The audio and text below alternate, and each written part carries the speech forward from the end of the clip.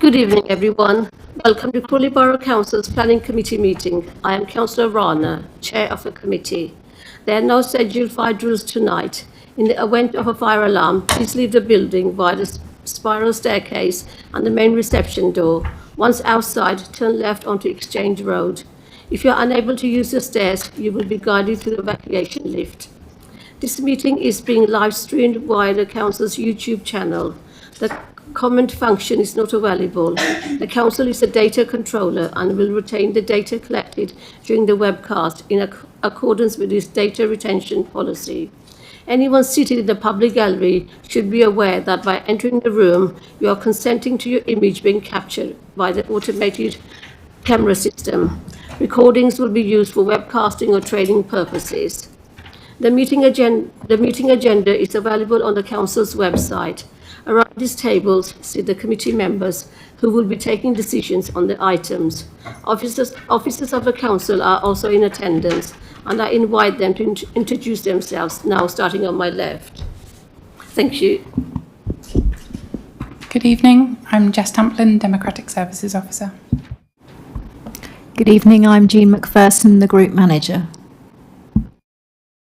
Good evening. Hamish Walk, Principal Planning Officer. Thank you. Item 1 is apologies for absence. Do we have any apologies, Jess? I've received no apologies. Thank you. Item 2 is disclosures of interest. Item 3 is lobbying declarations, and item 4 is site visit declarations, which I will pass on to Jess. Thank you. I will call committee members' names one by one, so please declare if you have any interest, lobbying or site visits in relation to any of the items. Councillor Adney, please. Thank you. I've not visited any site. I've got no interest to declare, and I've got no interest to declare. Thank you. Thank you. Councillor Ashraf. Good evening. Haven't been lobbied on any of the items, haven't visited any sites, and have no interest to declare. Thank you. Thank you. Councillor Bidwell. Good evening. I have no interest to declare, no lobbying declarations to make, and I haven't visited any of the sites either. Thank you. Councillor Charitan. Good evening. I have no interests to disclose. I have not been lobbied, but I have visited these sites with reference to items 6, 7 and 8, Overline House and the associated footpath. Thank you. Thank you. Councillor Jaggard. Good evening. I've not been lobbied. I've no interest to declare. I have had a officer accompanied site visit to the Overline House, items 6, 7 and 8. Thank you. Thank you. Councillor Hart. Good evening. I have no disclosures of interest. I haven't been lobbied on any of the items, and I haven't made any site visits. Thank you. Councillor Khan. Thank you. I've got no interest to declare. I've not been lobbied and I've not visited any sites. Thanks. Thank you. Councillor Mullins.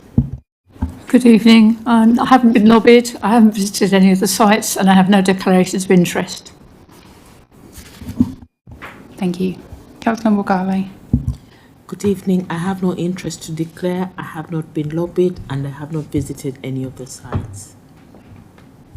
Thank you. Councillor Ramsey. I haven't visited any of the sites, I haven't been lobbied, and I have no interest to declare. Thank you. And Councillor Rana, finally, please. Thank you. I have no interest to declare. I have not visited any sites, and I have not been lobbied on any items. Thank you.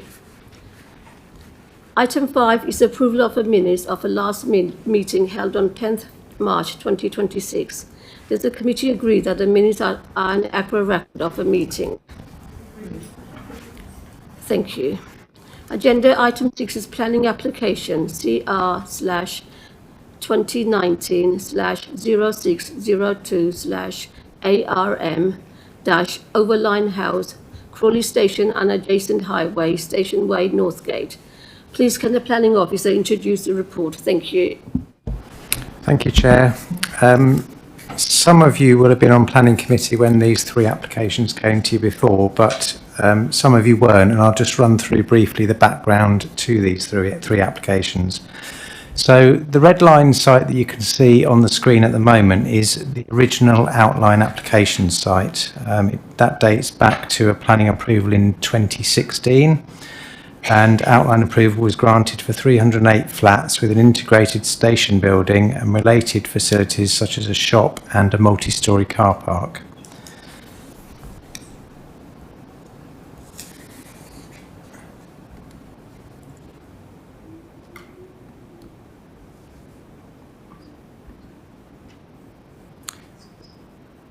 That's effectively, I suppose, the master plan for the approved scheme. So that's the outline permission that was granted. Just to highlight a few things, you had a garden area at the western end of the site close to the level crossing. You then had a residential building with a slight curve to it here. Then the pedestrian link through to the footbridge that exists over the railway, which we'll come on to talk about later. A second residential building. Overline House was then due to be demolished and replaced by another residential building with the station incorporated within it. And then finally at the eastern end of the site, a multi-storey car park was proposed.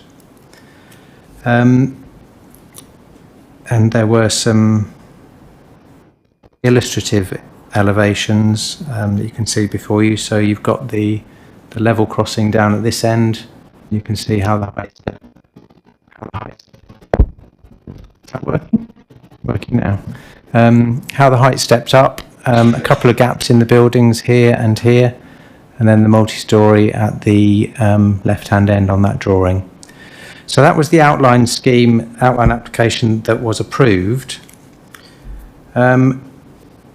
Having got that permission, the applicant has decided a number of years ago to refurbish rather than replace Overline House, and also to delete the multi-storey car park from the scheme, largely at Network Rail's insistence, because there's an access point to the railway at that point, and you wouldn't have been able to get the vehicles in to access the railway.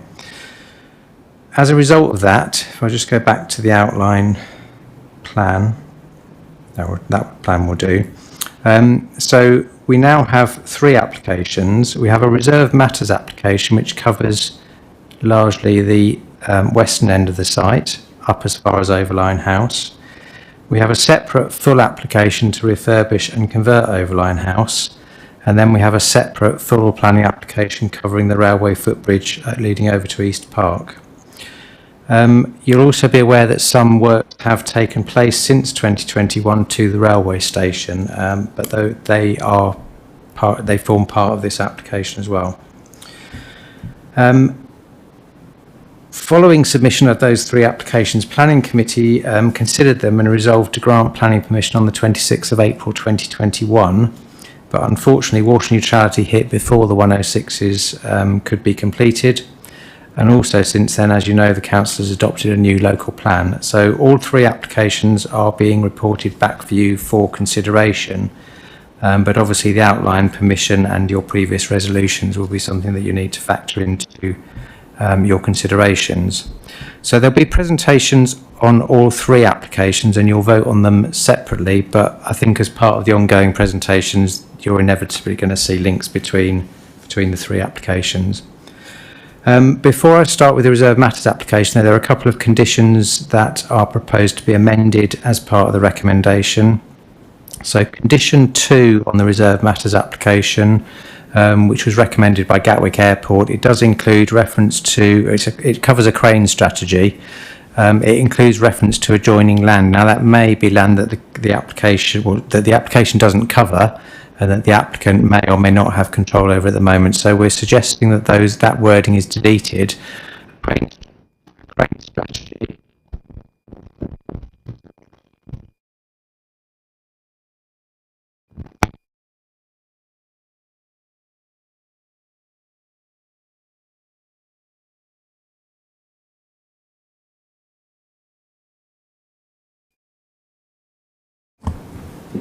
Can you hear that one? Yeah, that's better. Okay. So a crane strategy will still need to be agreed, but details of what it covers will be covered as part of discharge of that condition. Then the second change is that condition 9 is recommended now to be deleted, or is deleted from the recommendation because it does duplicate condition 20 of the original outline application. That deals with solar energy provisions. Condition 20 is actually slightly wider. It does cover renewable energy provision as well. So those are two slight changes to the recommendation for the reserved matters application. So moving on to the presentation, I'll start with some photos. I'm sure you all know the site, or the sites very well anyway. So you've got some images there of Overline House and the railway station at ground level in that building. Some images again of Overline House and the car park area, and closer views of the refurbished station part of the building. You've got photos at the top left and bottom right of the footbridge, and then the other two photos are views to the east from the footbridge, so looking towards the station and towards Overline House.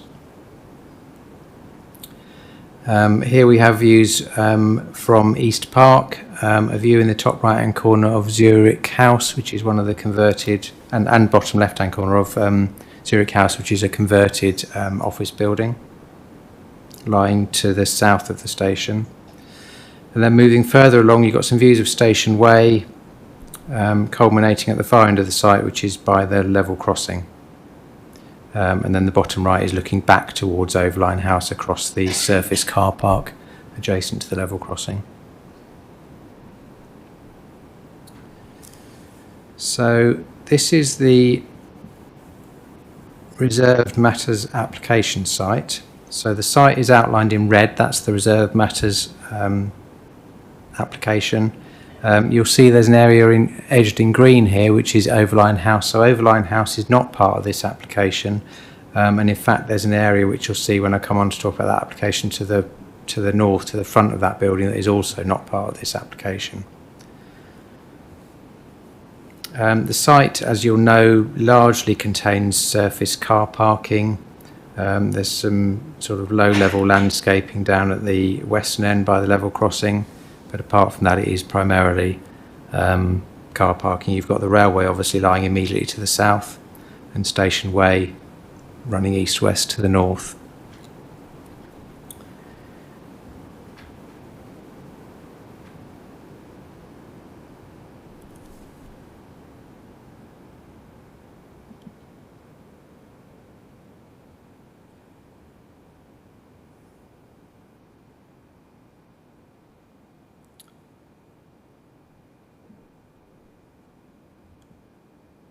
So here you have the effectively kind of master plan for the proposal.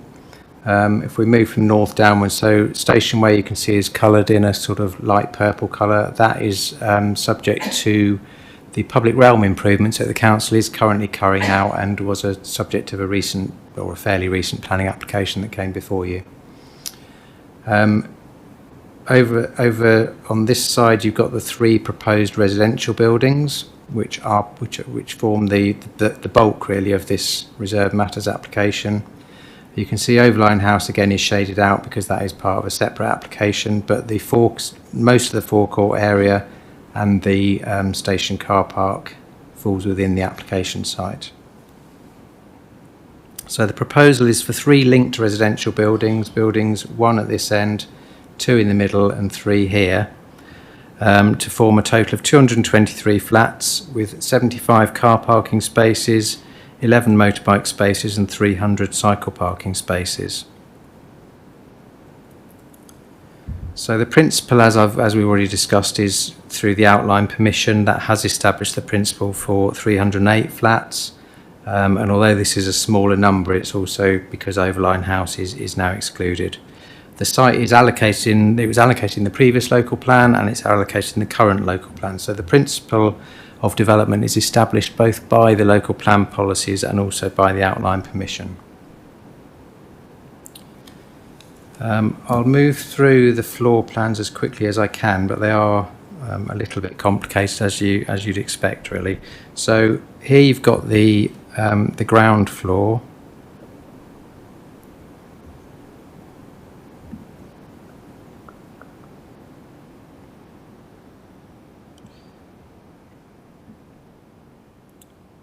So the ground floor of the three buildings would be largely taken up with car parking, cycle parking, and those kind of ancillary things that the building will need, refuse stores and that kind of thing.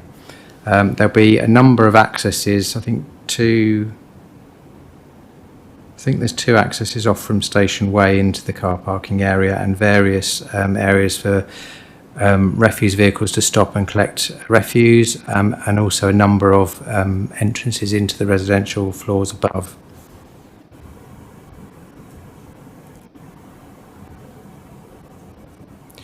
This is a closer view of building 1, so we've got a series of more detailed floor plans. I won't spend too much time on those because we'll be here a very long time if I do.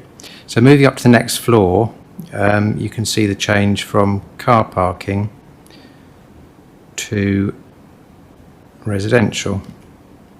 My machine seems to be very slow tonight for some reason.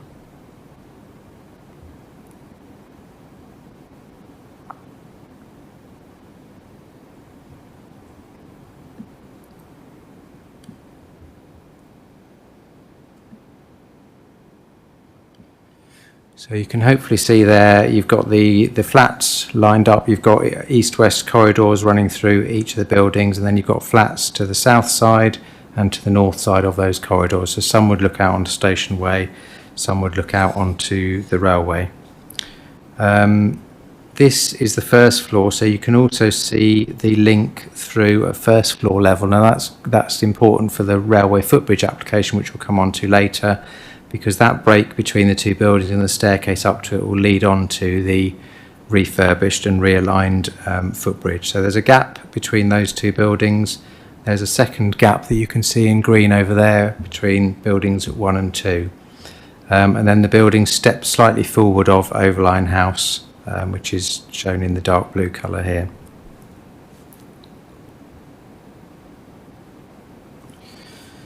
And again, we have a whole series of more detailed floor plans. I will just illustrate one of them just to give you an example of the layout of the building. So you can see you've got a series of flats off the corridors. A number of them have balconies, so you can see at the left-hand corner there, a small balcony on the corner, and the corridor running centrally. The building is broken up, so there are kind of divisions as it comes along to subdivide it effectively into smaller blocks.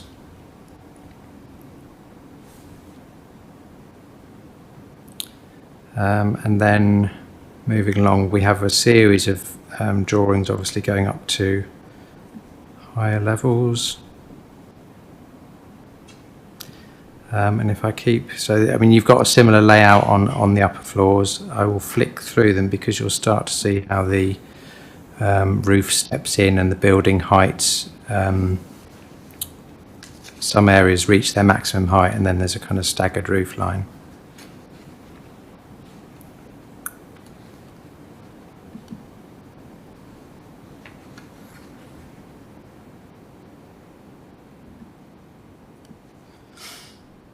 Sorry about this, it's not really doing what it should be doing. It might be the size of the presentation, I think.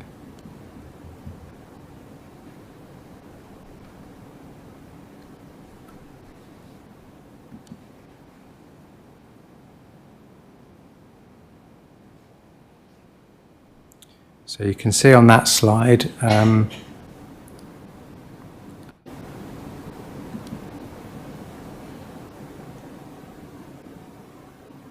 at the left-hand end there, you can see the darker grey area, which is where that part of the building has reached its maximum height, and you've got the flat roof showing. So you can see the lower part has now reached its maximum height on that floor. That's the 7th floor, so the building is starting to step in there.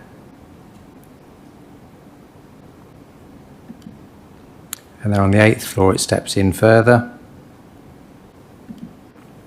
And then on the 9th floor, you've only got flats above building 3, and the other 2 blocks have reached their full height.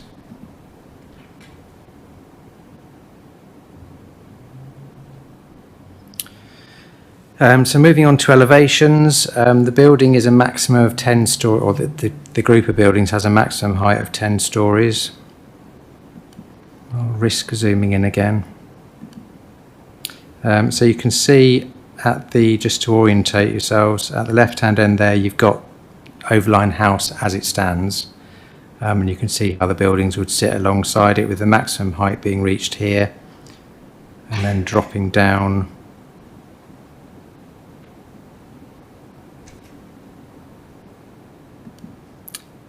down to 5 stories at the western end of the site. As you will have seen from the contextual elevation earlier of the outline permission, the kind of the bulk and the massing of these buildings is very similar to what was approved at outline, or to the illustrative scheme that was approved at outline stage. We've got some more detailed drawings of each block, and you can see how the elevations are kind of broken up. You've got brick panels, and then other cladding, and over 2 stories at ground level you've got a kind of a plinth with residential entrances, but I will show you those in colour shortly.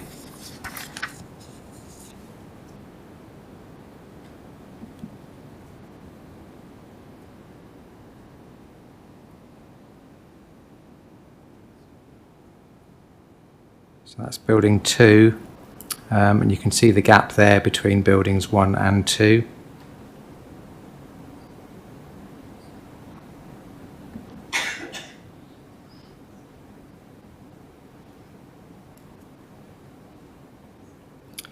And here you have building 3, and again you can see the gap, and this gap, so this is looking from Station Way, the gap there is where the steps would lead up to the railway footbridge.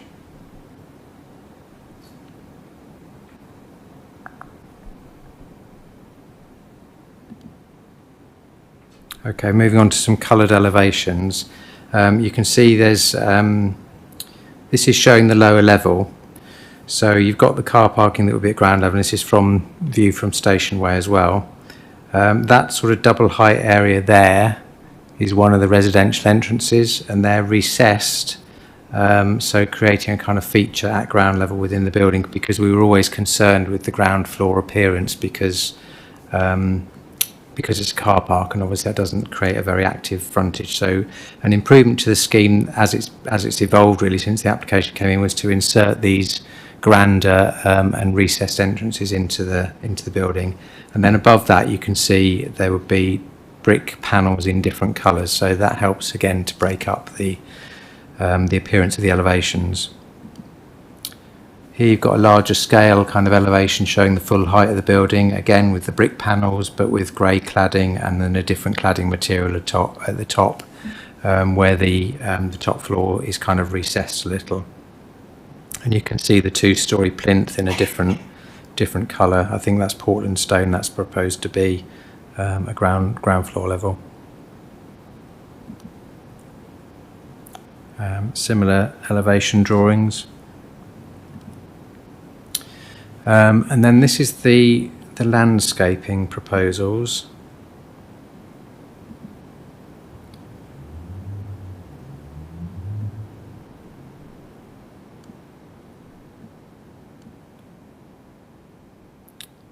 Feared it might do that.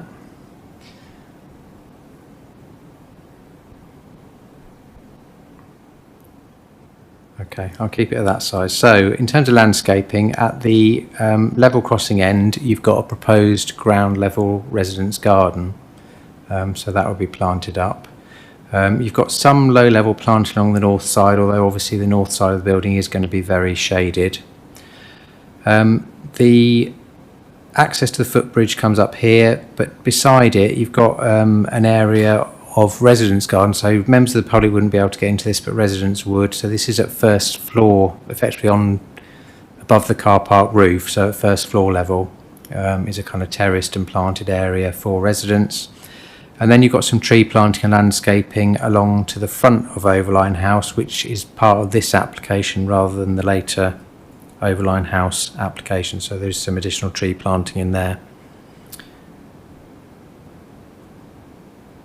Here you can see the plaza. You probably understand how this works because half of it is there already. The eastern half has been created outside the station, but you can see how it steps down to pavement level on Station Way from Overline House here. You can also see, actually no, let me come on to that with the Overline House application. You can see the first floor landscaping in a bit more detail there. So this is the residence area. And then here you've got what would be a contained access for members of the public to get through and to access the footbridge. Here you've got the garden at the level crossing end of the site. And now moving on to some images of how the scheme would look. So on the left hand side here you've got Overline House, which we'll come on to talk about later. So in the distance are the 3 blocks that you can see with the different coloured brickwork and cladding materials. You can see here the lower levels, so you can see how the recessed entrance would work, and then the stonework for the lower 2 floors, and there's also proposed to be some kind of artistic grills to the car park, because the car park will need ventilation, but the grills can be designed to be more artistic. Here you can see the gap between the buildings 2 and 3 that would lead up to the footbridge. And then a view from the other end looking back. So in terms of the issues that I've not covered there, the report does set out how amenity will be addressed. As you know, we have a 30-metre requirement for window-to-window relationships in buildings of 3 stories or more. And the scheme does achieve that. There are obviously residential buildings to the south across East Park, and they are around 40 metres away. And there are residential buildings again to the north side of Station Way, which are generally about 30 metres away, but those figures are all set out in the report. In terms of parking, there's a total of 75 spaces proposed for the total of 306 flats, which includes those in Overline House. But as you'll see from this report and from the Overline House report, there's proposed to be a car park management plan, car club membership, and other measures to ensure that the parking works successfully. Obviously, alongside that, you've got what West Sussex have described as the most sustainable location in Sussex, because you're literally on the railway station, you've got the bus station directly opposite, and you can easily walk into Crawley town centre. In terms of Section 106 contributions, this is perhaps where it gets a bit complicated. They were secured for the outline application at that stage. So there is not the opportunity at the reserved matters stage to update those to cover our new local plan. They are kind of fixed. What is proposed here is to make them pro rata. So because rather than 306 flats, we're now dealing with 223 in the reserved matters application. Those contributions will go down, and as you'll see from the Overline House report, additional contributions in accordance with the new local plan will be brought in to cover those additional flats. And I guess the other key thing in the recommendation is to secure a phasing and implementation plan, because this was originally all part of one scheme. It's now kind of, well, it still is part of one scheme, but it's now 3 separate applications. So we're looking for a phasing and implementation plan to draw the 3 applications together and to deal with issues such as the footbridge being removed from the site and then replaced. Obviously, we'd like it to be replaced as early as possible, but that links directly into this reserved matters application. So a phasing and implementation plan to draw the 3 applications together is recommended. And other than that, to the recommendation as set out in the report. The deed of variation to be secured to amend the 106 and link these applications and to the conditions, but as amended at the start of this presentation. Thank you. Thank you, Hamish, for your very detailed and thorough presentation. There's one speaker on this, sorry, there's one speaker on this item. Please may Mandeep Malhotra come to the speaker's table. You have 3 minutes to speak.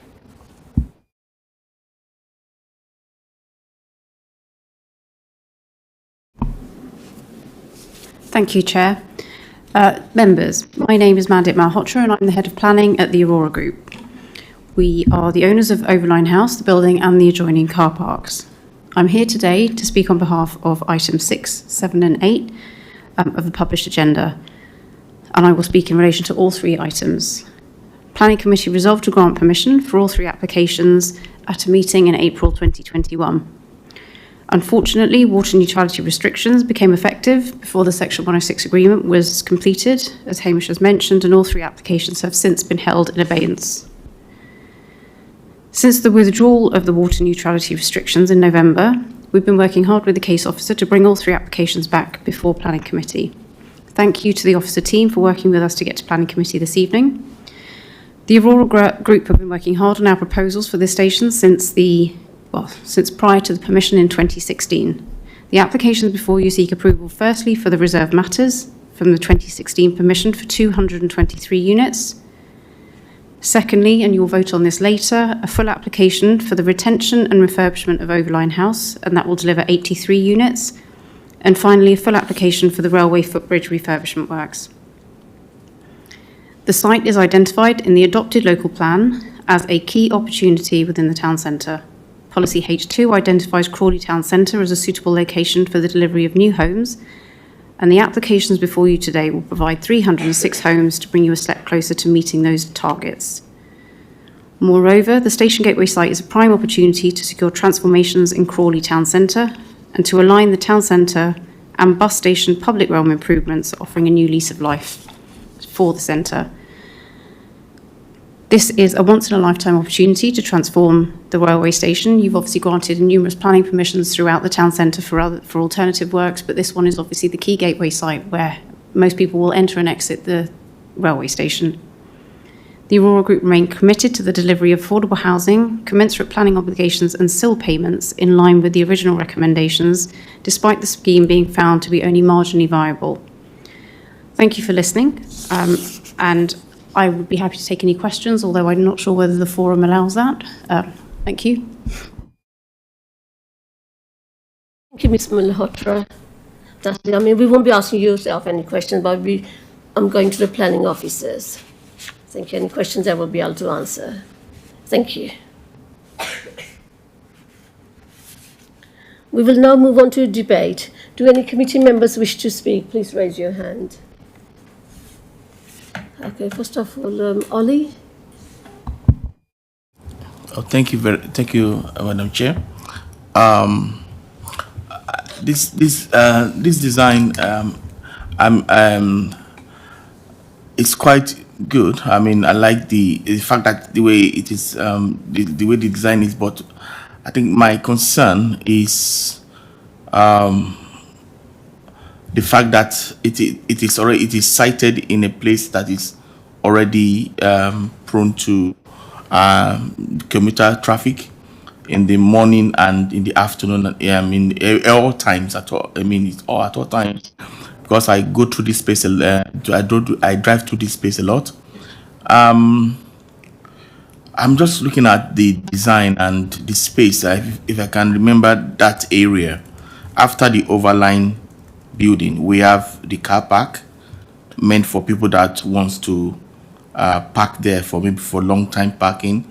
Then there is another space, and there is a small parking space meant for the Taj Mahal restaurant. Then after that place, then you now have the traffic lights. So I'm just thinking of how these 3 buildings can fit into that space and not cause any problem, because that's just my own, is the dimension, is the size and the space that I think is in that place, that area, from the Overline building to the traffic light, to the railway, to the crossings where you have the railway crossings. So it's not too long, it's not too much, but to fit in those 3 buildings, they're 10-story buildings, You said 2 of them are 10-story buildings and 1 is 5-story.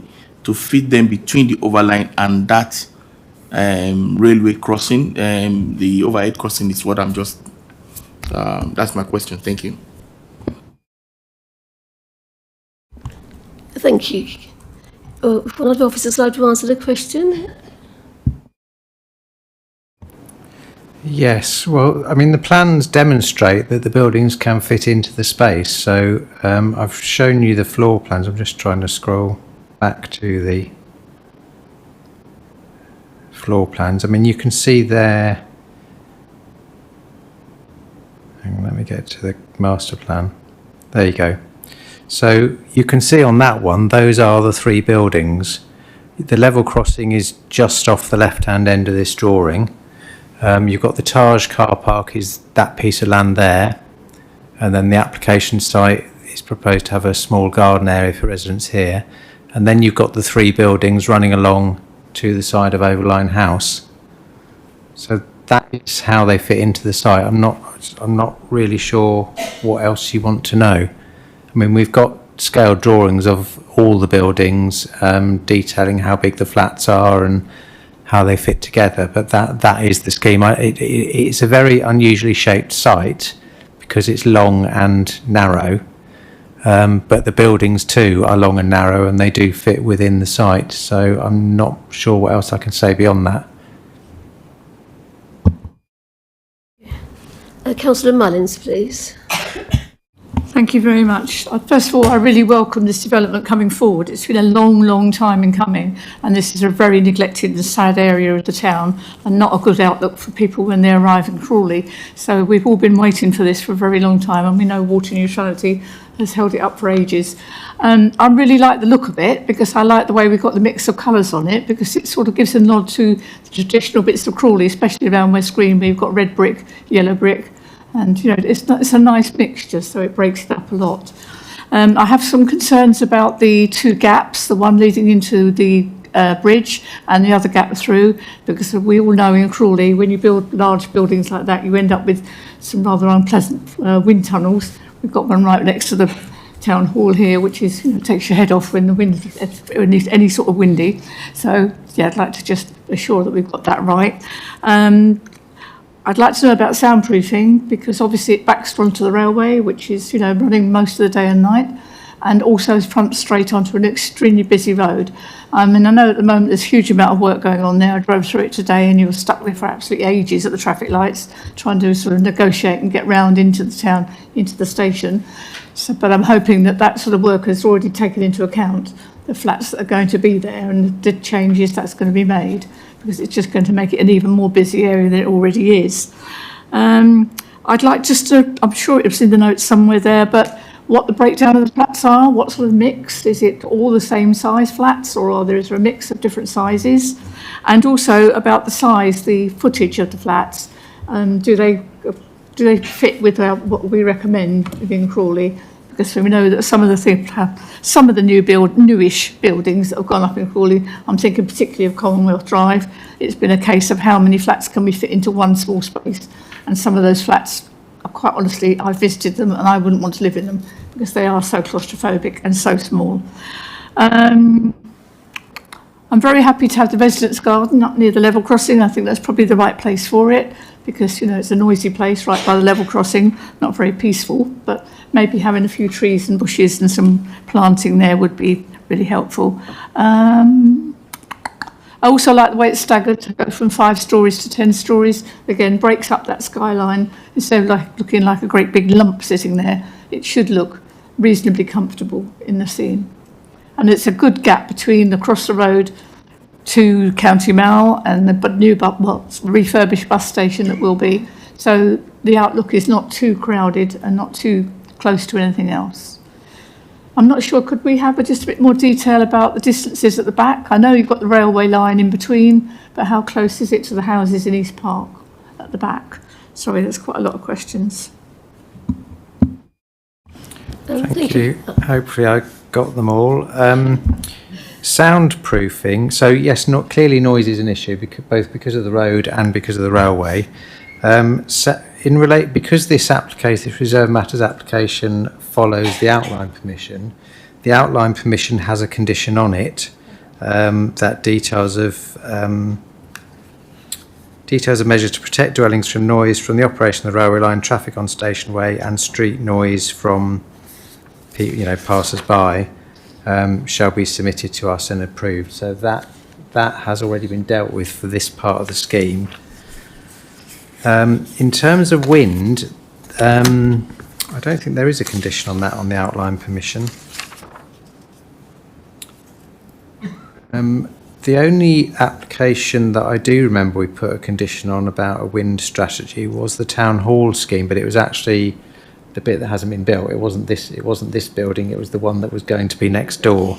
And there was an issue with wind at ground floor level there. So I guess if members were concerned about that, what happened is that they then came up with screens that were going to deflect wind at key points to allow people to comfortably walk around that part of the building.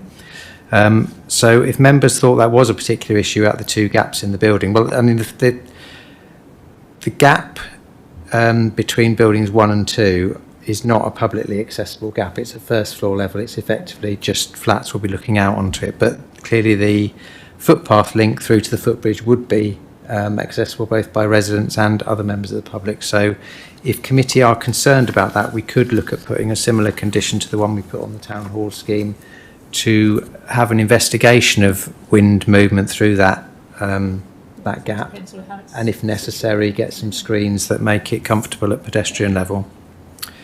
In terms of the mix of flats, that should be in the report, I think.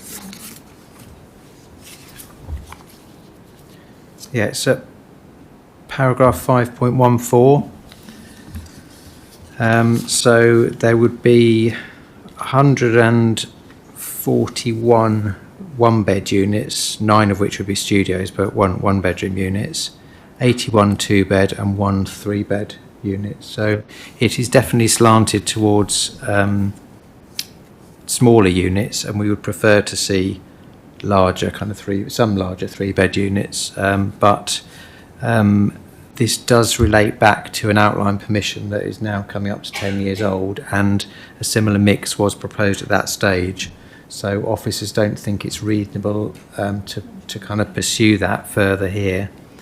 In terms of areas, there are really just a handful. I think there's 3 that fall slightly below the space standards, and they are really very slightly. I think most of them are less than a square metre below the standards. But out of 223 flats, we think it's, that is an acceptable level, given the constraints on the site.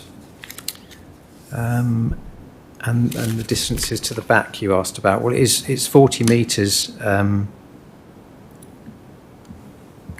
is the general distance back to houses in East Park over this side. So there's generally quite a lot of land between the backs of those houses. Sorry, can you see that very clearly?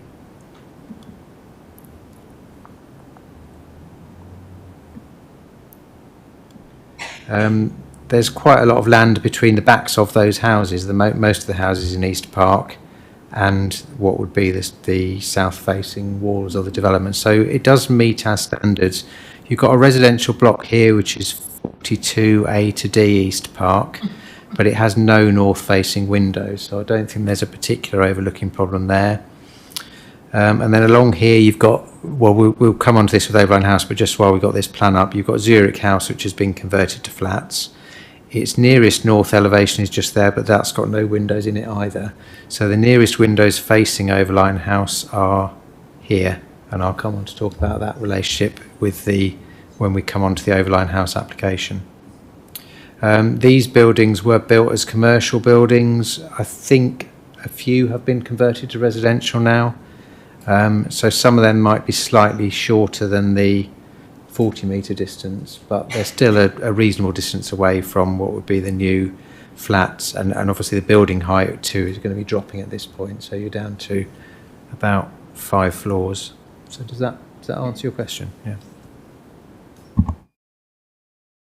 Back on one thing, Just on where you've got the 10-storey part of the building, that part of the building, which is going to be the tallest, will that cast shadow? I mean, it depends if it's north, south, east or west, doesn't it? But would that cast a lot of shadow over the East Park side or not? No shadow at all to East Park because it's to the north of it. So any shadow, and there will be shadow, will be primarily on Station Way, really.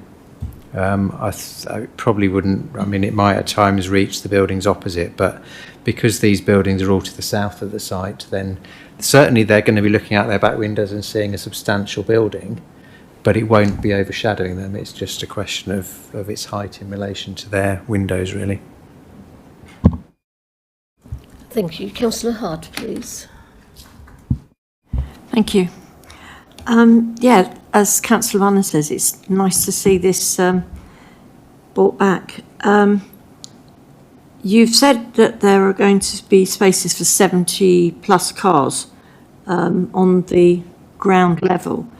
Am I right in assuming, and the question is, will the entrance and exit from the car park be left-hand turn only?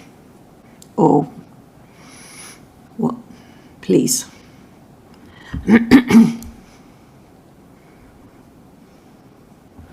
That's a very good question. I don't think I can remember the answer. I think they will be. Certainly, must be left turn in because otherwise because traffic only goes that way. So yes, it will have to be left turn in, left out because it's a one-way street at that point. So yeah, it will have to be both going in and out. Thank you. Councillor Jaggard. Thank you. Sorry, excuse me. Yeah, I've seen this over the many years that it's been through the committee over the last 10 years, I don't know.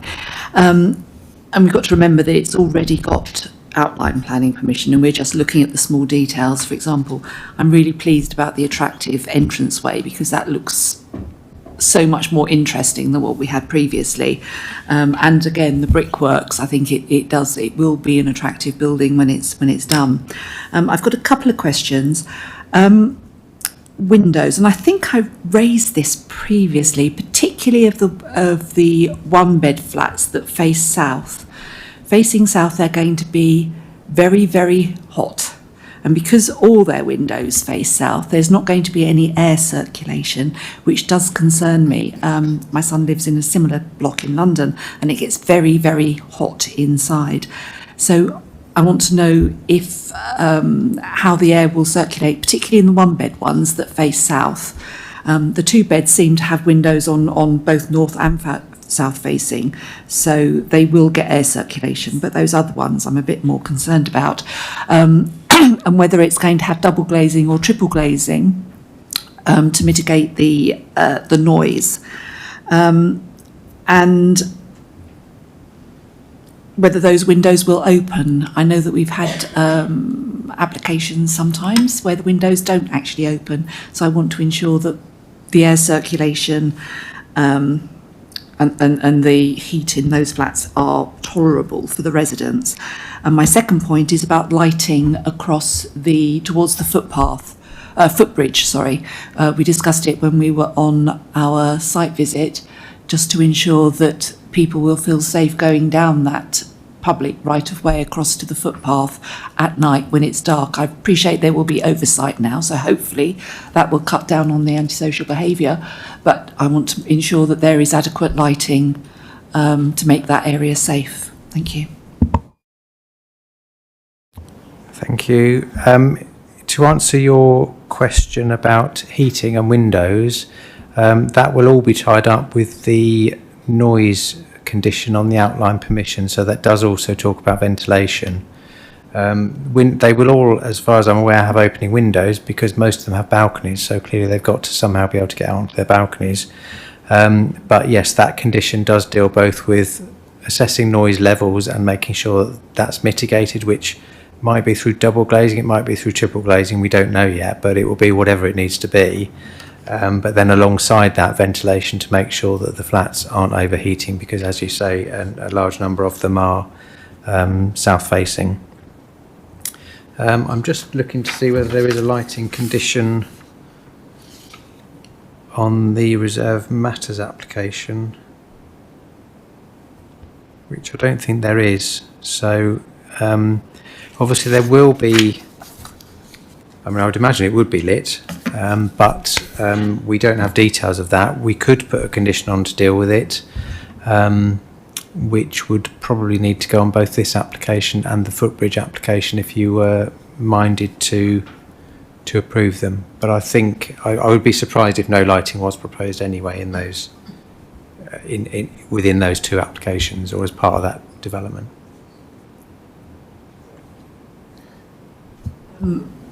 Okay, yeah, I think it would be good to have some sort of condition that there's adequate lighting leading up to the footbridge, particularly as there's quite a number of steps, I would think.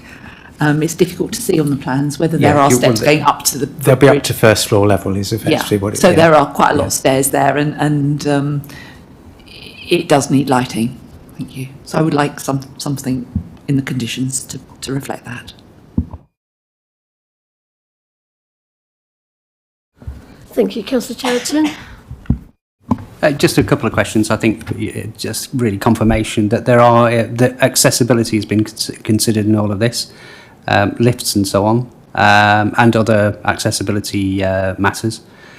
Also, I don't remember from the detail. I don't recollect seeing anything about recommending or suggesting ground or air source heat pumps as a source of heating for the buildings, which. Whether that's coming, I know it was the planning application was submitted quite some time ago.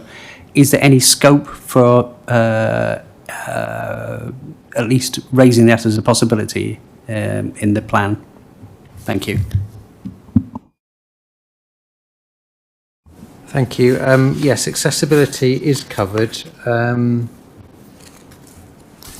think there's a condition on both the residential, condition 7 on the Reserve Matters applications deals with accessible and adaptable dwellings, and there are lifts proposed anyway, but it would cover those, and also features within each individual flat to enable them to be adapted as necessary to meet the requirements of the occupiers.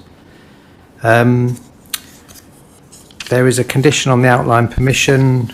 I think we kind of touched on it in relation to solar panels earlier, but it requires details of sustainability measures to be submitted, including consideration of district energy networks. Now, when we come on to talk about the Overline house application, you'll see that there is an energy centre proposed as part of that building. I don't know whether that's intended to cover the whole development or just Overline house, but that is one possibility, that there's a single energy source that would address the whole development. In terms of ground source heat pumps, I doubt Network Rail will be very happy with drilling for a ground source heat pump so close to their railway. They could tap into the third rail there or something, couldn't they?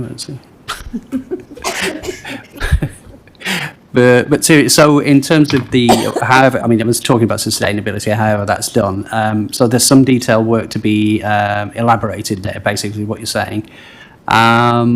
What, as a committee, what assurances could we have that this would be, as it were, fully considered, and if a scheme was proposed, that it would be one that we might be happy with, so to speak?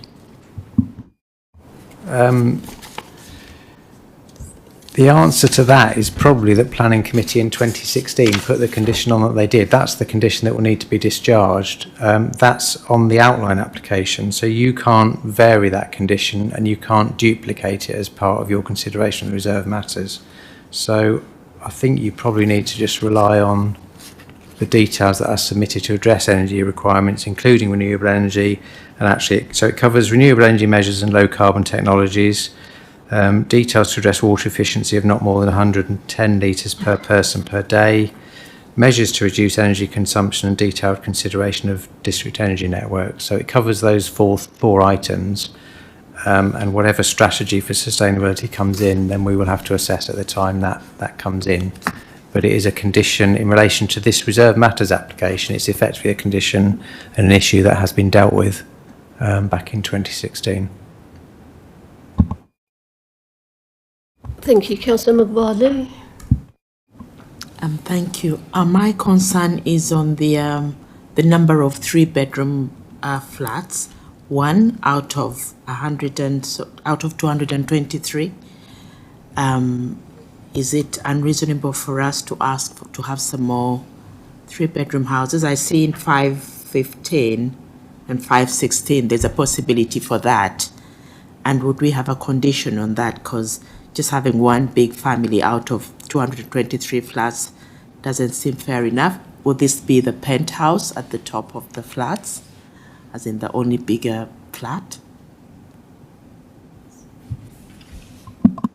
I think officers agree with you that it is unfortunate that the mix of housing is what it is. But as the report says, it's very similar to the kind of illustrative mix that was considered at outline application stage and was agreed at that stage. So it is a shame that we're mainly looking at 1 and 2 bedroom flats. It is a town centre site, so I think we would kind of expect, I mean, that's been the pressure we've had on all the recent town centre applications, is that developers don't want to deliver a lot of 3 bedroom or larger flats, but we have in some other cases we've secured a few more. I think Geraint Thomas house next door has got about 9 3-bedroom units, I think, out of 91, I think, in total. So it was a bigger proportion.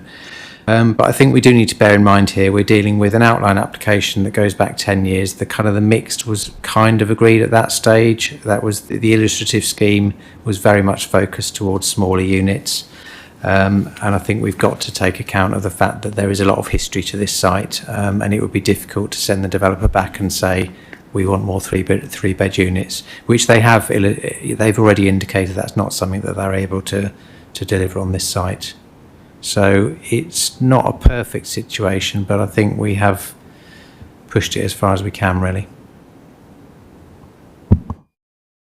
Thank you. Councillor Khan. Thank you, Chair. My question is, are there any affordable flats here?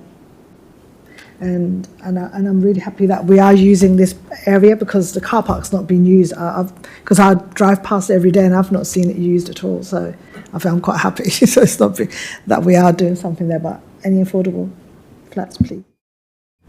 As part of this application, so this part of the scheme here, the reserve matters bit, excluding Overline House, but this part of the scheme has no affordable housing within it. But viability work was done as part of the outline application and through pre-application discussions before these 3 applications were submitted. Further viability information was submitted, which was assessed by the district valuer, and the conclusion was that it couldn't support affordable housing. So that's where we've got to, but that's not really something, certainly in relation to the reserve matters, that we can reopen now. Thank you. Councillor Macaulay, did you want to say anything again? Sorry, I just wanted to come back on that, on the affordable housing as well, because again, we give them the permission. They come to us, and we give them the permission, and we request that, yes, this is what we would want for our residents. So is it too late? Is it not possible to have some more 3-bedroom flats for the bigger families? I don't know. Is it?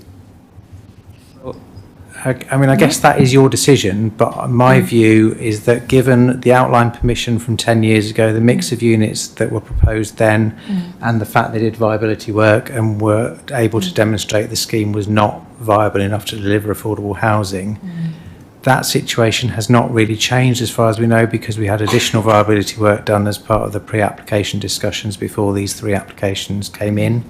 So no, I don't think that we could go back to either seek a change in the mix of housing or the delivery of affordable housing at this point. But as I said, that's your decision now, not mine. Thank you. Do any other members wish to speak? Any comments, questions? Okay, I'd just like to... Oh, sorry.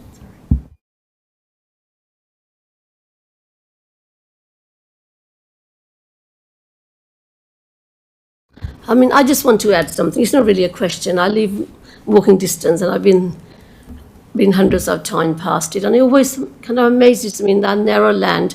So many flats are being proposed, and they will be built, I mean, don't get me wrong, the flats look very attractive, and I'm sure they're very much needed as well. But I know they probably will be very, I mean, tight from inside, or maybe how they're built.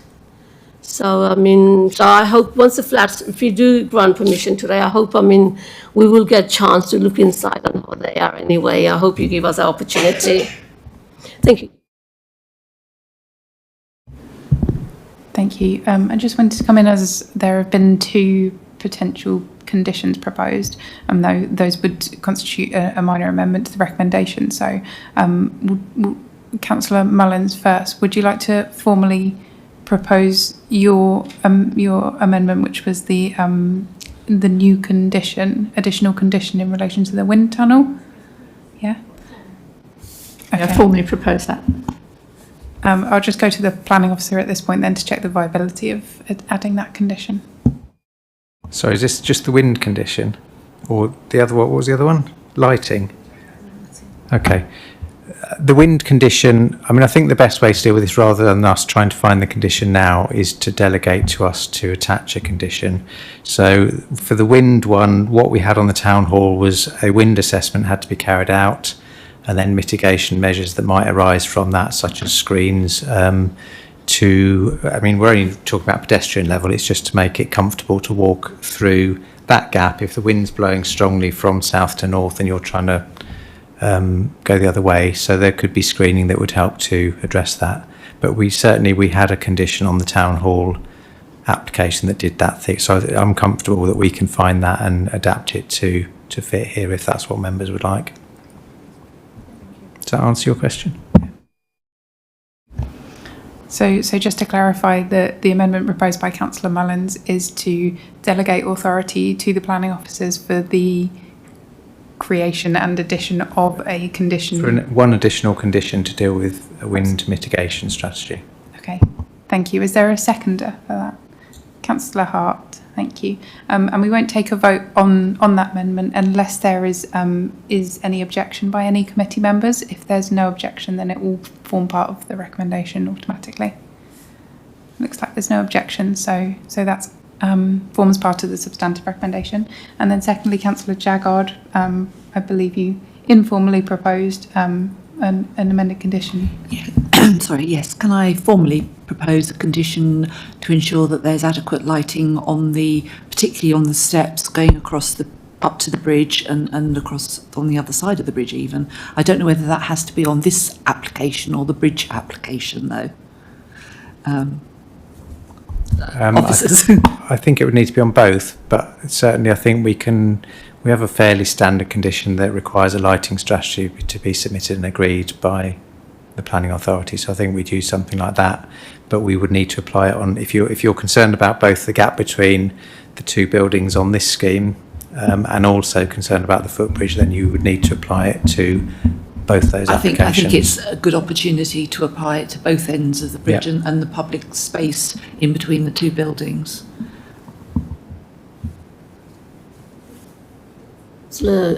Cheriton want to speak?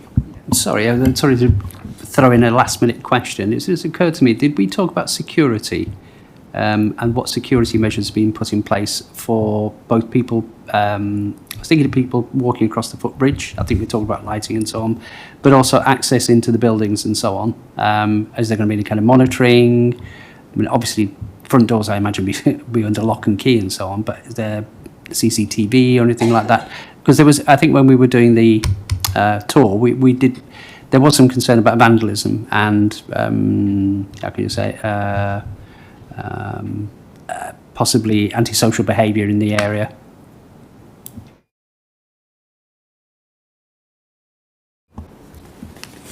Yeah, there would be, obviously most of the building is going to be secure because you enter the building through residential entrances and presumably they will have some kind of controls to only allow residents to enter. There is the public access through, at that point, through the two buildings, and that replicates the footbridge as we'll come on to discuss. So there will be movement of members of the public through that area. But as I said, the residents' garden to the side, or in fact to both sides, there's a smaller garden area this side, would be secured so that members of the public would not just be able to wander off along that side of the development. They would only be able to get across to the bridge. Sorry, the other point, and this is probably what we discussed on site, is that the bin store is located, or would be located, between Overline House and Building 3. And what we discussed on site was the fact that staircase, the existing fire escape staircase, appears to have been used possibly to access the roof and for graffiti and that kind of thing. Well, that whole area would be gated off because it would form the bin store for the residents, so they would have access to it, but it wouldn't be freely accessible. And the staircase is just a fire escape. It wouldn't form any means of access to the units. So I think security has been adequately addressed, but again, if members are concerned and think that additional conditions are needed, then you could propose those. Yes, I think we did talk about that. I'm just slight concern about some graffiti along the front, or some antisocial behaviour, particularly along the front of the building, which is why I was wondering if it's worth adding a condition for something to deter any potential antisocial behaviour along there. It may not be much of a risk, but it's worth asking the question, I think. Your question, sorry, Councillor Khan, if you want to make your question quite quick, because we've still got the rest of the agenda to come through, so. No, I'm just going to be quick. Carrying on from Councillor Chariton, I won't mention, but there's another block of flats, but we've got a lot of ASB there, and I think security is crucial. That we need to make sure, because I'm a bit concerned. You know where the footpaths are? There's gaps there. Can people enter into the building? Are there going to be any doors that way? Because we have had that problem with another block of flats where people have been breaking into or getting into the building via the side doors, and there was a lot of bad things happening, and I can't mention what's been going on, but it was quite serious. So that's what my concern is now after we mentioned it. The security, please. In terms of there is no direct access. Is the link up to the pedestrian footbridge here does not form entrances to either side for residents. So there might be fire doors on it for escape purposes, but the residential entrances are all at ground level on Station Way. So there shouldn't be any problems with people using the pedestrian link getting in. And the door controls on Station Way should help to reduce it, but obviously you may get tailgating and people going in, but that's not something we can address through the planning system. Can I just come back on a couple of other points as well? So on Councillor Chariton's point about security, I should probably point out there is a contribution of 30,000 towards CCTV as part of the outline applications 106. So that will provide some CCTV coverage. I mean, obviously that's different to gates and things like that, but it will provide coverage around the development, including the station area, to address potential antisocial behaviour and that kind of thing. And just to come back on the wind issue, we have got a condition that was agreed on the town hall scheme, and it was for a scheme to address and mitigate the wind conditions associated with the town hall and the office building, to be submitted to and approved by the local planning authority prior to the first occupation of that building, and to be implemented in full. So we would use some wording similar to that to address the wind mitigation strategy if members wish to do that.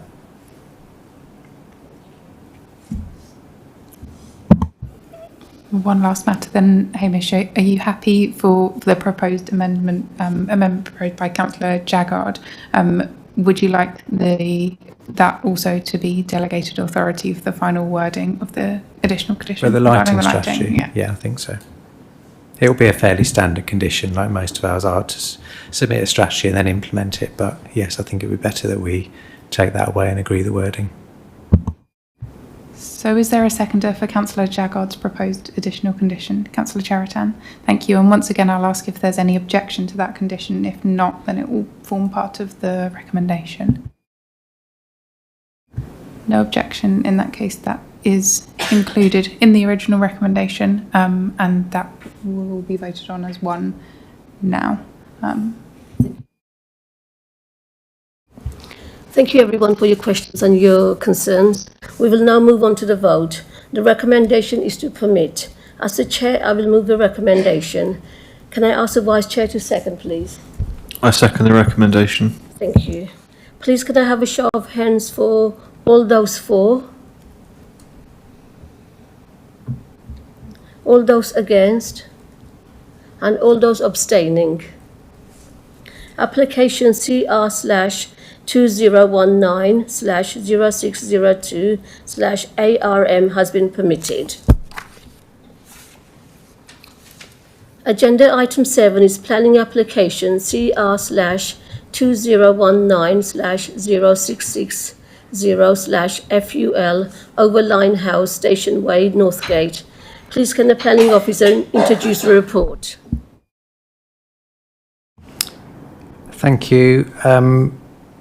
So this presentation will just cover Overline House. If I can just highlight one amendment. There were two drawings that were listed in the report that had basically come across from our IT system inaccurately into the report. So you can see two corrected drawing numbers.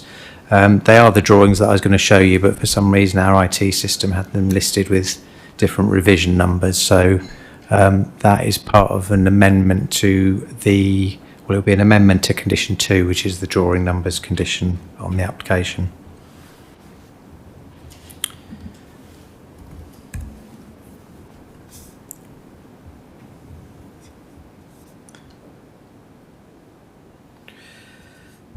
So as we've already discussed, this is a full planning application and it only affects Overline House.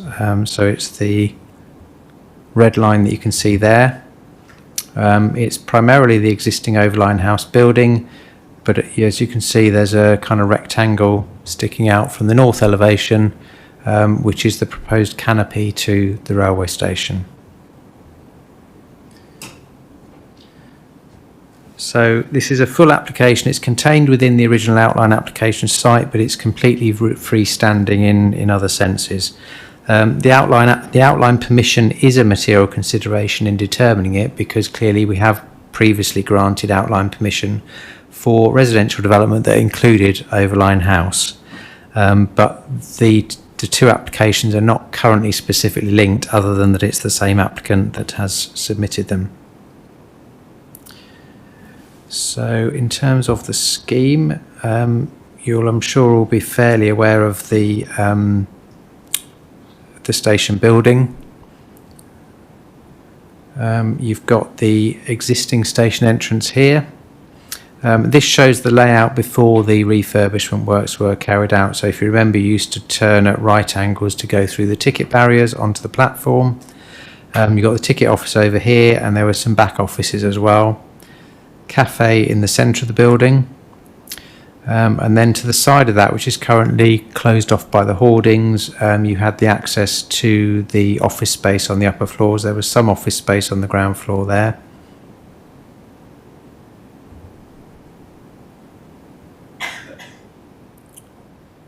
And then, as you can see, the upper floors were just a kind of typical fairly open plan office space with toilets and staircase in the centre of the floors. And that's just the elevation of the building as existing.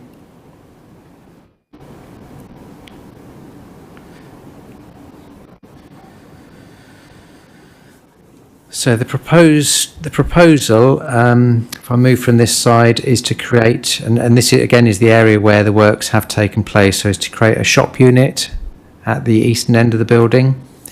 The kind of railway back office, ticket office facilities remain here with the waiting room. The concourse layout has been changed, so you've now got 4 ticket barriers and you go straight through them and onto the platform. The taxi office, which is currently in a kind of hut over at along the access to the station car park, is proposed to be incorporated within the building. And then moving along, you've got the proposed lobby in the same place as the lobby to the upper floors, really, but it would be to the residential floors above and the lifts here. Moving along, you've got the entrance through to the residence cycle store, which is located at the back of the building, and then you can get through to the bin storage area, which is over here. And then at the end of the ground floor, you've got a kind of what's proposed to be a flexible office space unit just here, and then the energy centre, which we discussed earlier, is at that end of the building.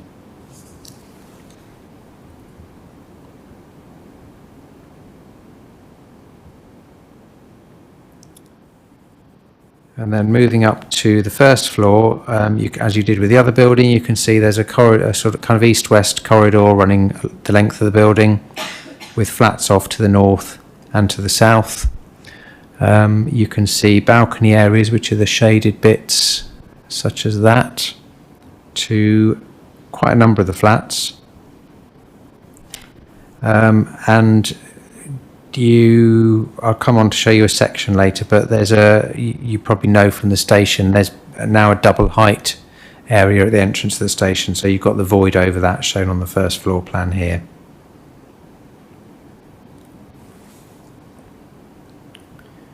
And then going up through the building, the layout continues really.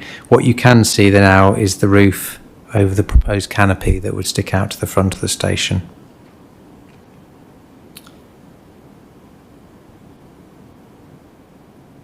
The building does step in slightly at upper levels. You can see again here the kind of use of brick panels to break up the elevation with some cladding. Let me just zoom in a bit if this will allow me.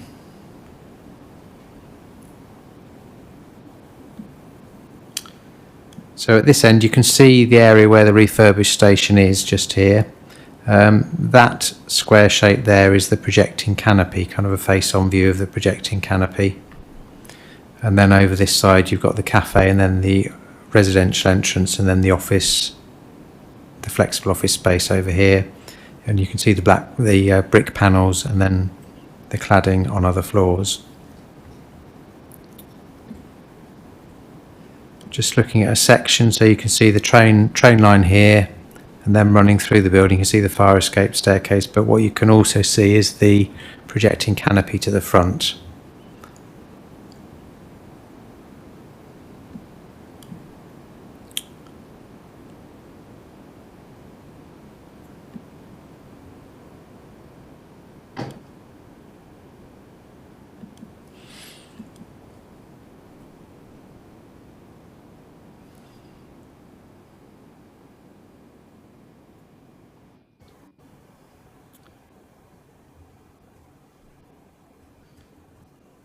And then at the bottom you can see that's the elevation to the railway, the south elevation. Again you can see brick panels breaking up the elevation.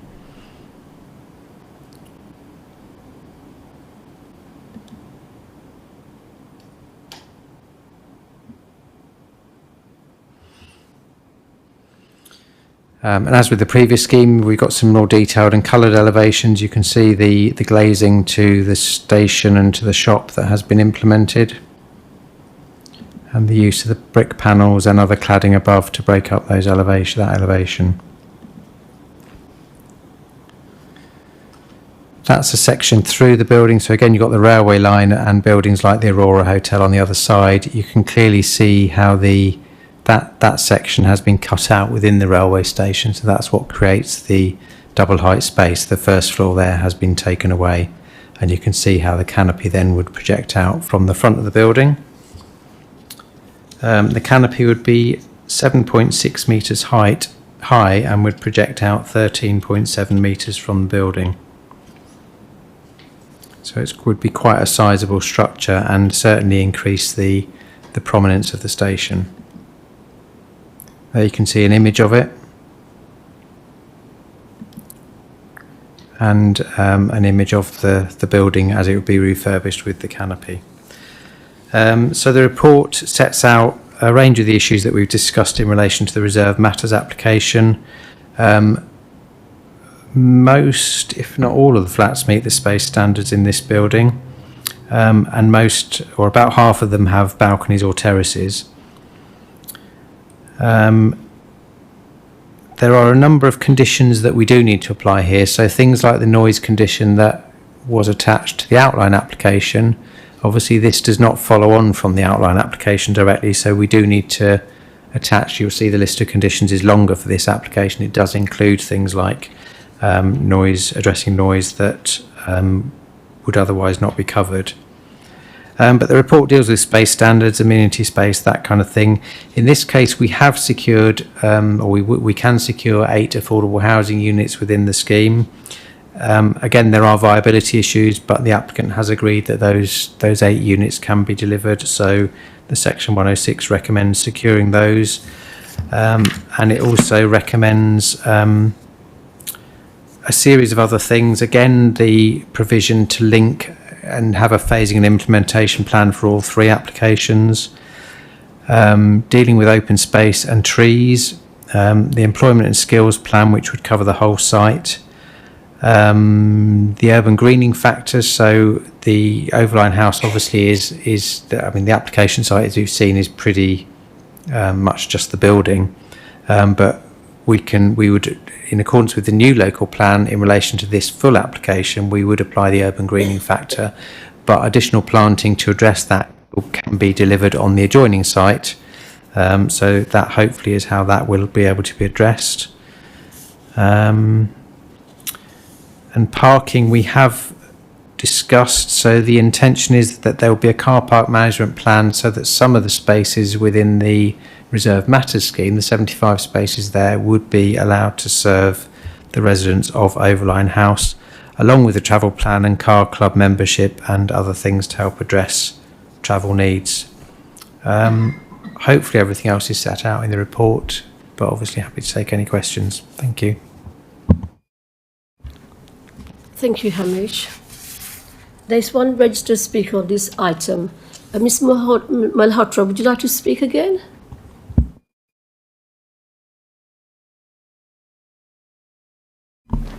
Thank you, Chair. Members, I'll keep this brief. Overline House is a unique opportunity to achieve a retrofit-first development. Carbon emission reduction is a key national policy initiative, and the proposals achieve a truly sustainable form of development. The 2016 permission granted consent for the demolition of Overline House, which would have created significant release of carbon. The proposals before you today will reverse this. The development will increase the sustainability of the overall scheme and the decarbonisation of the construction build. The reuse and alterations of Overline House will also mean that the works have a much shorter timeframe. I hope you'll note that the maximum heights shown on the drawings for Overline House do reflect the maximum heights of the scheme or the agenda item that came before you. So it's not taller than its neighbour. I just wanted to touch on one other item, and that's the development proposes 1 and 2 bedroom units. The officer team did make a request for 3-bed accommodation, but this particular retrofit first development, which comprises limited external space and limited dedicated car parking, was jointly deemed to be not suitable for family-sized accommodation. So the unit mix was retained as 1 and 2 bedrooms. We do still remain committed to the affordable housing offer that we secured in 2021 and have agreed to further planning obligations beyond those secured in 2021 in accordance with your new local plan. Thank you. Thank you for your time, Ms. Malhotra. We will now move on to a debate. Do any committee members wish to speak?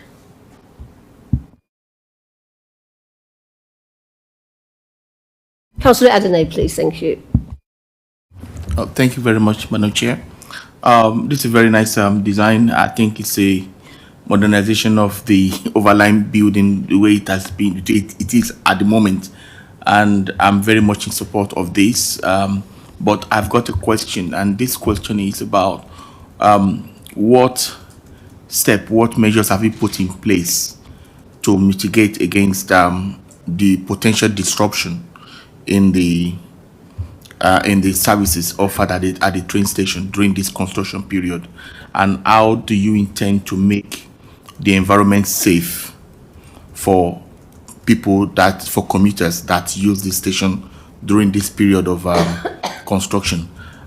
Will the station be moved to another place, or will they take the trains from somewhere else outside that building, or what will be done to ensure that the area is safe during that period and the services are not disrupted? Thank you. Well, as with the previous application, we, through the 106, will be securing a phasing and implementation plan, and I would expect that to address the range of possibilities. Really, it might be that at certain times a temporary station building is required. There has been a temporary access around Overline House in the recent past while these works were being carried out. So it's possible arrangements like that might be needed.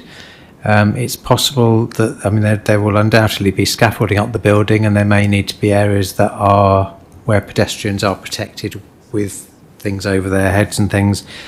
That would be dealt with under other legislation, though. That would be building regs or something else that would deal with those kind of safety issues. That's not a planning matter for us to assess. But the phasing and implementation plan should give us a good idea of how things will be carried out, and at what times there might be temporary provisions made, either to ensure safety or to make alternative provision for ticketing and things like that, if for any reason the station, as it currently is, needed to be temporarily closed or pedestrians directed around the side of the building. Are we expecting a situation where the station will be closed and there will be diversion buses? That will be the buses that will be used to take people round to other places or something like that during that period when the station will not be operational. I'm not aware of any proposal to shut the station at all as a kind of operational station. I think it's more about getting access to the platform. I don't know whether you remember that at the time the refurbishment works were carried out to the station, there was a ramp around the side of the building, and I think ticketing facilities were around the side of the building, and over that temporary period, that's the way passengers got on and off the station. So I'm not aware of any plans to close the station at all. That's not to say it wouldn't happen. I mean, there might be times when Network Rail deem it that certain things are unsafe. Certainly, I mean, the footbridge that we'll come on to discuss, at the time that's removed, which I think will be overnight, but the railway will be closed at that time. So there might be odd things like that that might need to happen when the railway is closed, but closing a railway is a very expensive thing to do, and Network Rail aren't keen to do it. So I think that both Network Rail and I'm sure the developer will be looking to minimise any disruption to activities on the railway. Councillor. Thank you. First of all, I'd have to say, even notwithstanding the carbon issue, I'm disappointed that the whole building is not coming down and we're not building something a bit more attractive. You're very restricted that it just ends up as a big square lump. I'm a bit disappointed about the use of colour of bricks on the front, because we talked that the last three buildings are going to be a nice mixture of red and yellow, and here we just seem to have yellow with bits of red around the balconies. If it's red, I'm not entirely quite sure from the picture, but it doesn't seem to link in that well with the other buildings. I do like the canopy coming across the front. I think that's a great idea, and I think that having the trees planted across the front will mitigate some of the sort of wind effect that you have at the front of that station now, because when you pull up and you have to walk around the slope to get up into the booking hall, the wind issue is quite extreme, you know, when the weather is not very nice. 8 affordable places, I suppose it's disappointing that's all we're going to get, but I mean, something is better than nothing. I suppose we should say that. I'm a bit concerned about the fire escape at the right-hand side. The fire escape that's on that original building now is incredibly vulnerable, and it's obviously a magnet for people with their graffiti. I saw it today, and it's obviously been well decorated yet again, and plus the stuff on the top. What is actually happening on the very top? Because I can see it's all flats, but is that just the roof, or is there something particular up there? Is there more like penthouse flats on the very top?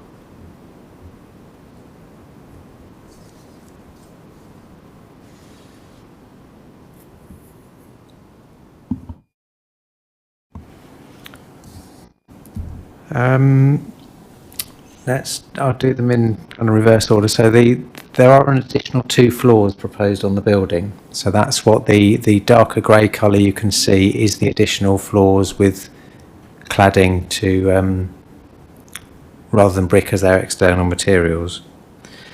The fire escape, if I remember rightly, when this application was last considered at committee, and if you look at condition 28, that deals with security and access arrangements for the residential lobby at the front, just here next to the station entrance, the corridor, the cycle store, and the fire escape staircase to the west. Details of security and access arrangements need to be submitted to and approved by us and then maintained. I think that condition was added by planning committee last time round. Councillor Jaggard, I think, actually is the person that came up with that. So that condition is continued through to the current recommendation. I think would deal with the security issues that have been highlighted. The colour of the brick would need to be agreed. I think the intention here is to create a building that looks slightly different to the other buildings because it's got the station in it. So we want it to be to appear slightly different so that people know that the station can be more prominent, people can be more aware of where it is rather than it just looking like a continuation of the other residential buildings. Does that answer all your questions? Yeah. Thank you. Do any other members wish to speak? Any questions, queries? No? Okay, thank you. We will now move on to the vote. The recommendation is to permit. As the chair, I will move the recommendation. May I ask the vice chair to second, please? Second the recommendation. Thank you. Please, can I have a show of hands for all those for? All those against? And all those abstaining? Application CR/2019/0660/FUL has been permitted. Agenda item 8 is planning application CR/2019/0661/FUL Railway Footbridge Station Way and East Park. Please can the planning officer introduce the report? Thank you. Thank you. So we have kind of touched on this application before. This is a full planning application. The footbridge was included within the outline application site, but the current proposal is to slightly realign it so it moves slightly diagonally across the railway, and that unfortunately fell outside the outline application site and therefore required a full freestanding application. But the red line there shows the application site. It includes the steps up from East Park and then the area that the replaced or reinstated footbridge would go across the railway to meet first floor level of the Reserve Matters scheme. As you've seen from that scheme, the link would continue through to Station Way. So the footbridge it's well used as an access because the only alternatives are the level crossing or going down to Southgate Avenue. So it is a well used access point. It is both public highway and a public right of way. You can see a bit more detail there of the existing bridge, and the red line indicates the realignment. So currently the footbridge runs along this direction. It would go further over that way. There's the elevations, but I'm sure you all know the bridge. It's a cast iron structure. It's got kind of lattice work along it. It's in I wouldn't say it's in an awful state of repair, but it is in need of some refurbishment. It certainly needs some repainting and some care and attention. But it is an attractive bridge, and it's a fairly historic bridge that has been there for, we think, around 150 years. So the proposal is some images of it there. The proposal is to remove it from the site, to take it away for refurbishment and then reinstate it. I think this is a good opportunity to secure its long-term future and to link it in with the proposed development.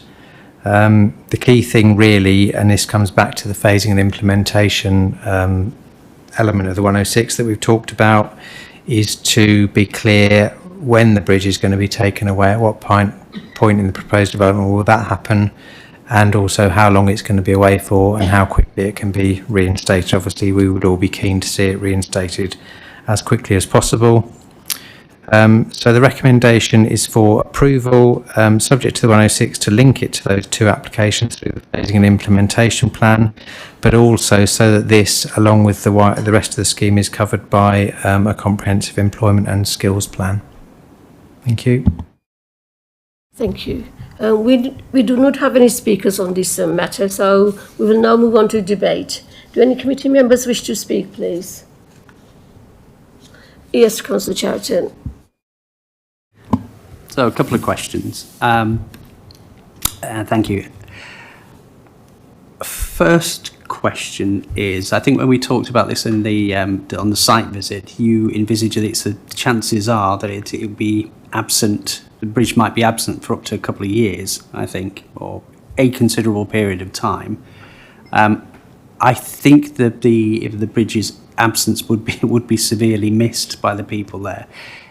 Is there any way, and could we make it part of a condition, to have some sort of temporary replacement, even if it's scaffolding based or something like that, to give people at least temporary access across that route, if it's at all possible?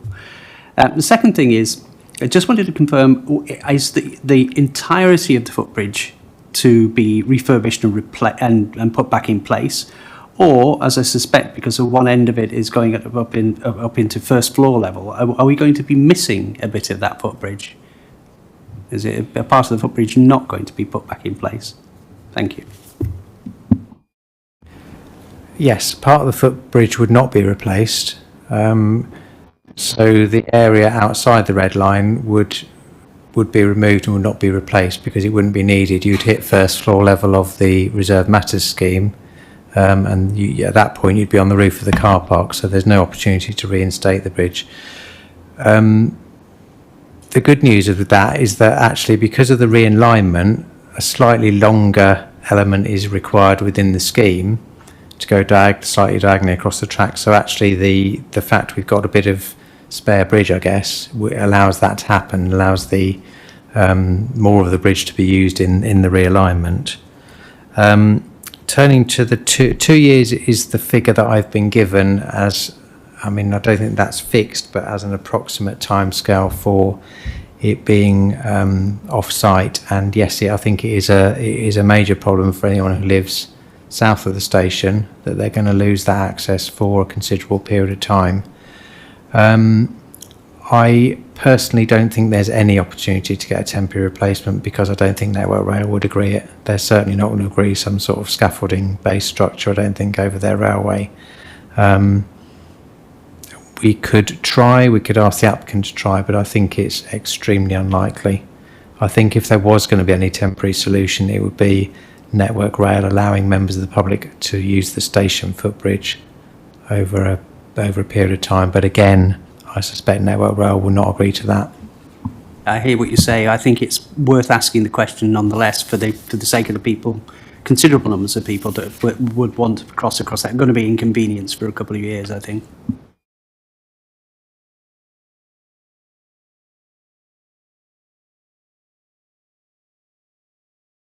Yeah, Jean has pointed out actually that you've also got to get across the building site on the north side of the railway. So not only have you got to cross the railway, but you've got to cross the proposed development at whatever stage building works are happening, and obviously they will probably move along. So if there was a temporary link, it would also need to be altered from time to time. I think it's possible that a discussion could take place with Network Rail, but I suspect that's a discussion that someone like the leader of the council or the chief executive needs to instigate rather than planning officers. I think that's the leader of the council's got plenty of time, hasn't he? Got nothing else to do. Yeah, I hear what you're saying. I think nonetheless, maybe it's still worth the effort. Only because of, as you quite rightly say, that it is used. If it was just a few people, that would be unfortunate. But it's not. It's very well used. Lots and lots of people. So it is worth pursuing whatever we can, including your suggestion that approaching Network Rail perhaps to use the railway footbridge there, the other footbridge, the platform footbridge, as a possibility, some sort of scheme. I think we should give it a go, I think. Thank you, Councillor Jaggard. Thank you. Only I would like to formally request that the condition to delegate the lighting issues be added to this application as well, please.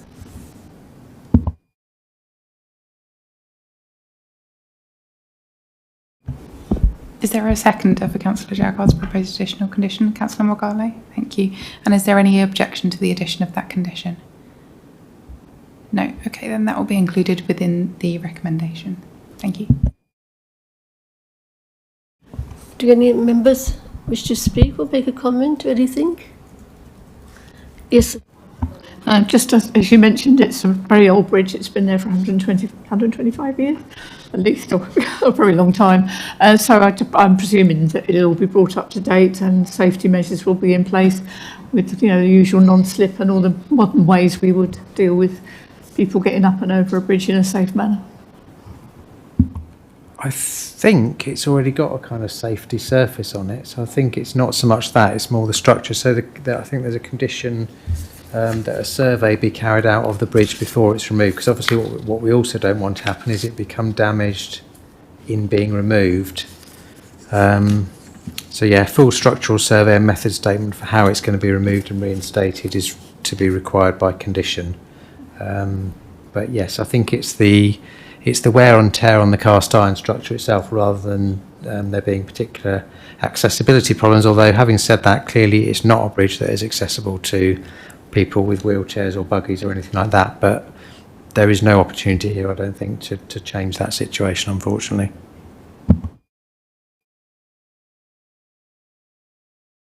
Thank you. Yes, and Councillor Charlton. Sorry, one more question that occurred to me. We're just having a little discussion here.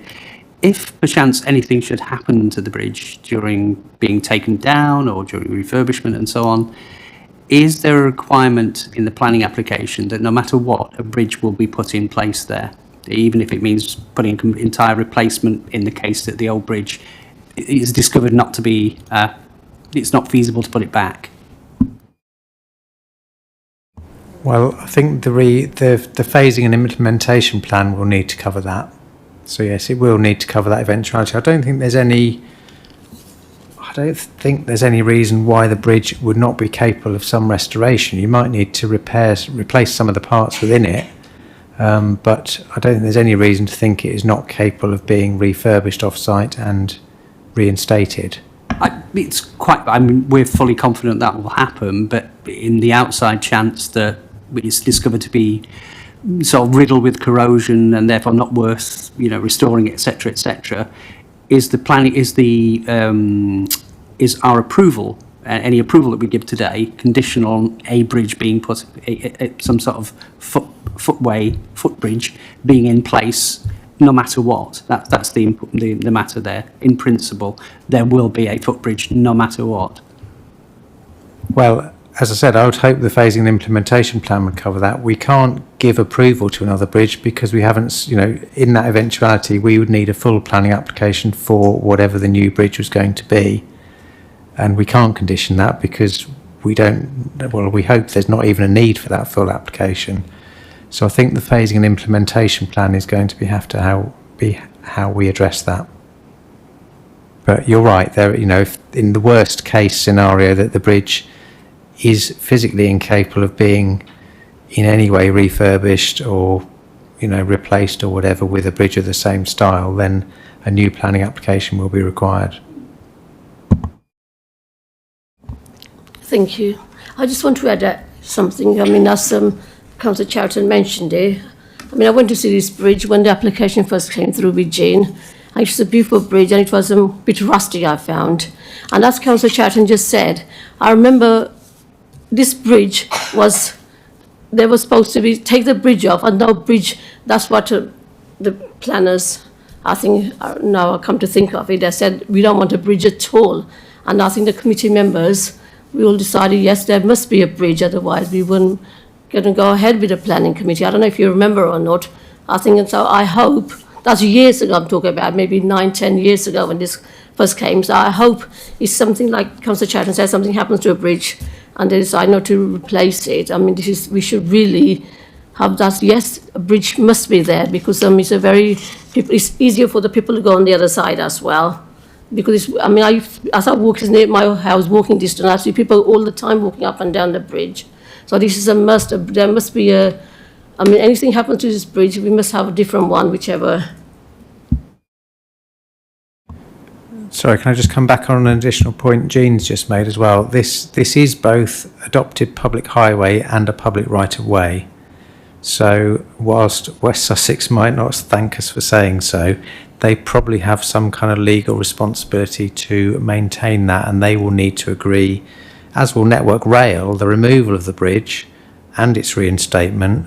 And I suspect there's legislation covering public rights-of-way and adopted highway that probably give them powers as well to ensure that something is reinstated. Obviously that's outside planning legislation, but it is an additional control of some kind. Thank you. We will now move on to the vote. The recommendation is to permit. As the Chair, I will move the recommendation. Can I ask the Vice Chair to second, please? Seconded. Thank you. Please can I have a show of hands for all those for? All those against and all those abstaining. Thank you. Application CR/2019/0661/FUL has been permitted.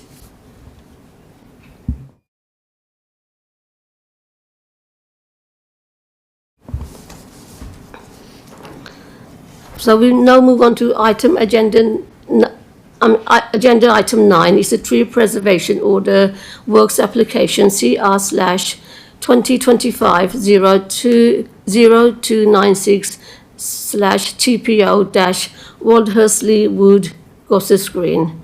Please can the planning officer introduce the report?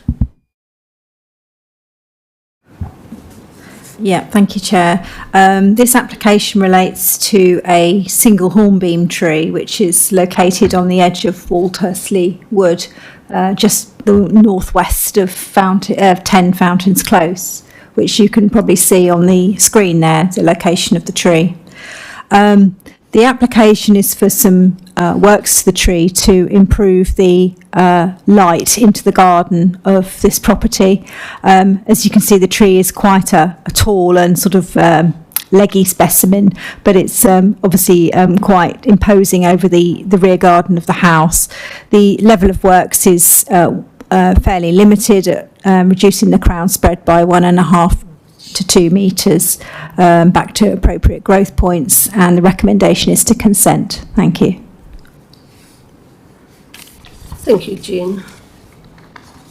There are no speakers registered on this item, so we will move on to a debate. Do any committee members wish to speak? Yes, Councillor Mullins. A very brief thing. I mean, looking from the photograph, it looks like it's been infested with ivy, which I've noticed on an awful lot of our trees. Do we intend to trim the ivy back, or is that just left as it's a natural thing that happens? You don't actually need consent to sever the ivy, but you'd hope that when they go out there and do the rest of the work, they'll do it anyway. Thank you. Any other members? Sorry. We will now move on to the vote. The recommendation is to consent. As the Chair, I will move the recommendation. Can I ask the Vice Chair to second, please? Seconded. Thank you. Please can I have a show of hands for all those for? All those against and all those abstaining. Thank you. Application CR/2025/2096/TPO has been granted consent. Agenda item 10 is the tree preservation order works application CR/2025/0445/TPO is a linear strip of land off a ridings, Pound Hill. Please can the planning officer introduce the report? Yeah, thank you, Chair.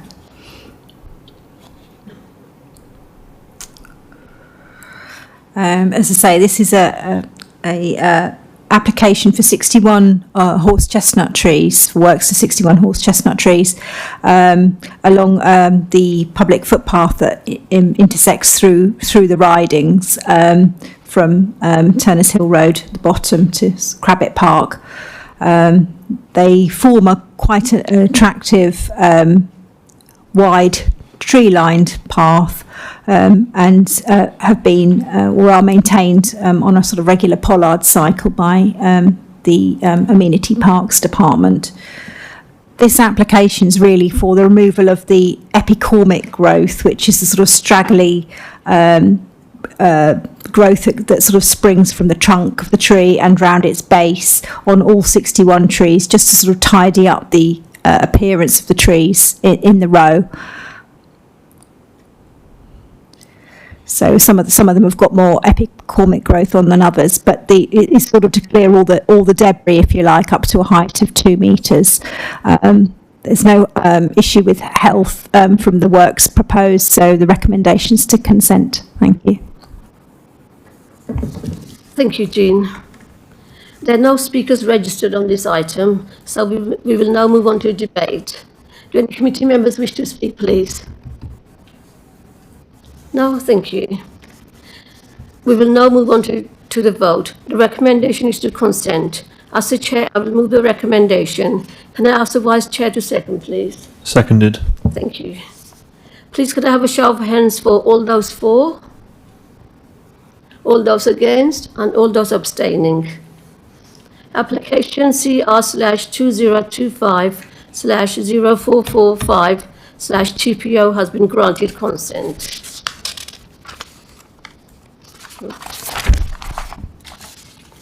Sorry.